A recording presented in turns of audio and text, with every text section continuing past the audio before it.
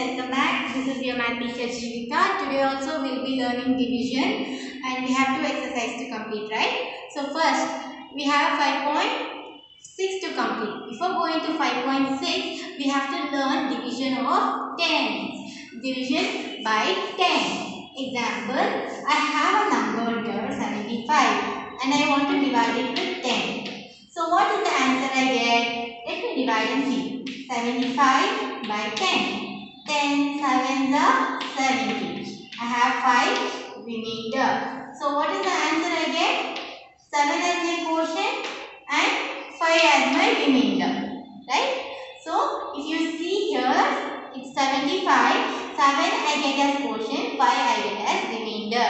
So it's a small trick that if you have 2-digit number, 10th digit will be my quotient, 1 digit will be my remainder. Similarly, if you have 3-digit number, let us take a 3-digit number now. 142 divided by 10. So what will be my answer? Let's divide and see. 142 divided by 10. 10 ones are 10. Subtract 4, 2. Now 42. 10 fours are 40. Subtract. I get remainder 2. So what is my answer now? 14 is my quotient and then 2 is my remainder. 14 is my quotient, 2 is my remainder. Again if you see, my last number is my remainder and my first two numbers are my quotient. This is a small trick, children, for directly writing the answer when you divide by 10. So when you divide by 10, my last number will be my remainder and the next two numbers will be my quotient. Similarly, if I do with 4-digit number, 7, 5, 6, 2 divided by 10. What will I get? So we can use the trick now directly. Last number will be my remainder. That is 2. 2 will be my remainder. And what are the numbers here? Apart from 2, I have 7, 5, 6. That will be my quotient. So when you divide by 10, easily you can directly write the answer using this trick without actually doing division. So let us go for 5.6 and write the answers like this. Okay. So come to 5.6. Take your textbook. Exercise 5.6, page number 124. Now take your pencils and let's start doing it. I have the questions here. I have two blanks, one for my quotient, one for my remainder. So I should write the quotient and my remainder. Let us start writing. So 75 divided by 10. What will be my quotient? Before writing quotient, we will write the remainder so that we can easily find what is quotient. So my remainder will be my last number 5. So what is the left number here? Leftover number is 7. That will be my quotient. So without dividing, I can directly write the answer using this technique or a small trick. Now again divide the 3-digit number here. So now what is the last number? 0. That will be my remainder here. And then leftover number is 18. That will be my quotient. Similarly this one, 2 is my remainder, 11 is my quotient, 6 is my remainder. The other three numbers, 159 is my quotient. Similarly, 0 is the remainder, 681 is my quotient, 1 is my remainder, 363 is my quotient. Next now, I have 5 digits, but also it's very easy. Last number remainder, remaining number my quotient, 1, 2, 4, 5. Now the next one is 2 my remainder, 6573 is my quotient. So is it not very easy? This thing was really easy. Now let us go for the next exercise. Now we are going to see statement problems. So let us go for exercise 5.7. 5.7, I have chosen few selected questions because in this you have all addition, subtraction, multiplication, division, mixed statement problems. Means some are addition problems, some are division problems. You have to find which type I have to solve this problem. So first you have to read the question, then you have to decide what should I do to get my answer, then you have to solve. First one, in a school there were 927 boys and 896 girls.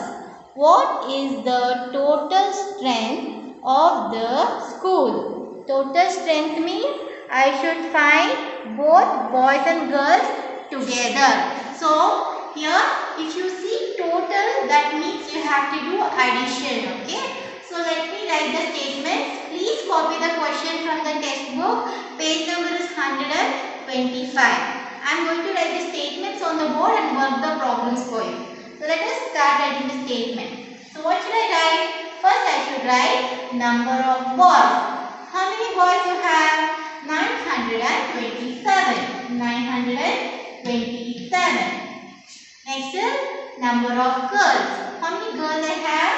896. Now I should add to get my final answer, because in the statement I have find the total. Total means addition. So total strength is, add the numbers here. 7 plus 6 is 13. 1 carry. 9 plus 2 is 11. 11 plus 1 carry. 12. 2. 1 carry. Now I have 9 plus 8 is 17 plus 1 18. So the answer is 1823. So total number of students in the school is 1823. Now next problem, second one is again an addition. So you will try that sum. We'll go for third one. There were 4,125 mangoes in a heap. The shopkeeper sold 3,696 mangoes out of them. How many mangoes are left in the heap? That means it's a shop. Okay, shopkeeper has how many mangoes? He has 4,125 mangoes. He has 4,125 mangoes. In that, how many did he sell? He sold 3,696 mangoes. Now what should I find here? The left mangoes. How many mangoes are left? So the key point to remember here is left. If I see the word left, that means I should subtract. So I am doing subtraction here to find my answer. So let us subtract. Can I subtract 5 minus 6? No. So what should I do? I should borrow. So 5 becomes 15. 2 becomes 1. 15 minus 6 is 9. Next, 1 minus 9 I can't do. Again I have to borrow. So 1 becomes 11. This 1 becomes 0. 11 minus 9 is 9, 10, 11, 2. Now 0 minus 6 I can't do. So again I borrow. So 0 becomes 10, 4 becomes 3. 10 minus 6 is 4. 3 minus 3, 0. So how many mangoes are left in the shop now? 429 mangoes are left. So this is the third sum. Now we'll go for next, fourth sum. Fourth sum,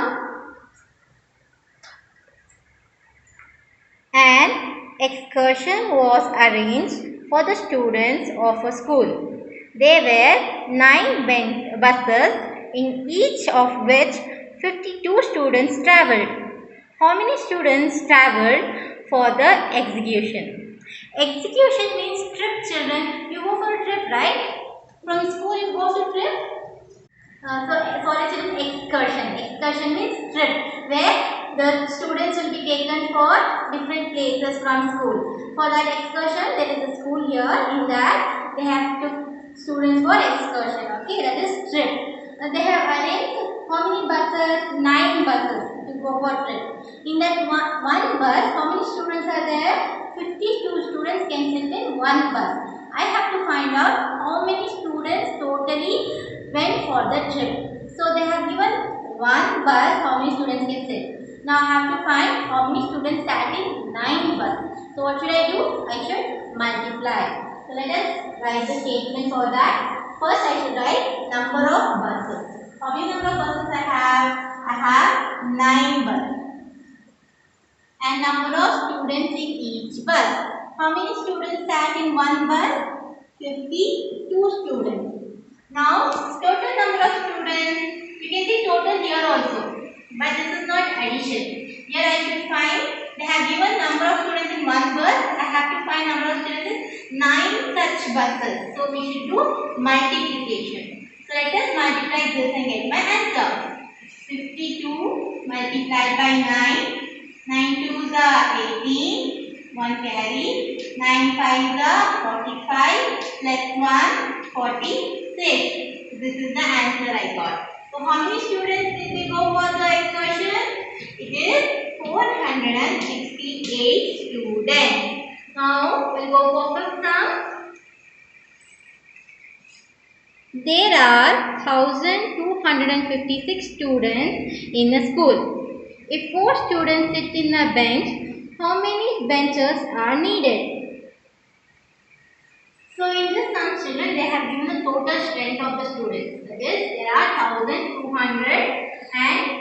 1256 students in the school. In one bench, 4 students can sit. Then how many benches I need for all the students to sit? So I should divide and find the answer here. So I will write the statement number of students. How many students they have in total? 1256 students. 1256 students. Number of students can sit in one bench. 4 students can sit in one bench. So one bench, 4 students can sit. So how many benches I need? So I should divide and find the answer.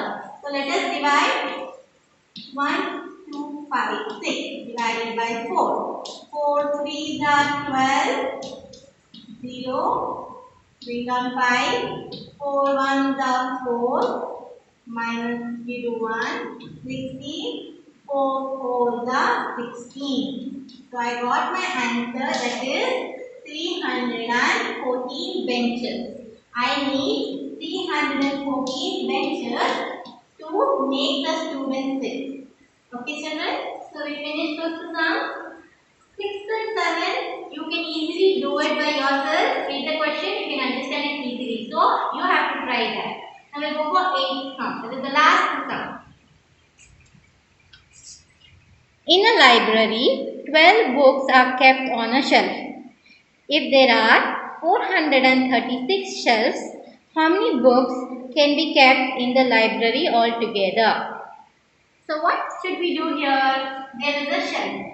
In one shelf, how many books are kept? 12 books. Like that, how many shelves you have? You have 436 shelves. So I should find how many books totally I can keep in so many shelves. It is 436 shelves. So what should I do? I should multiply again. Now write the statement. Number of shelves. How many number of shelves you have? 436. How many books are arranged in one shelf? In one shelf, I can arrange 12 books. So how many books totally I can arrange? I should multiply the numbers to get my answer. So let us multiply these two numbers.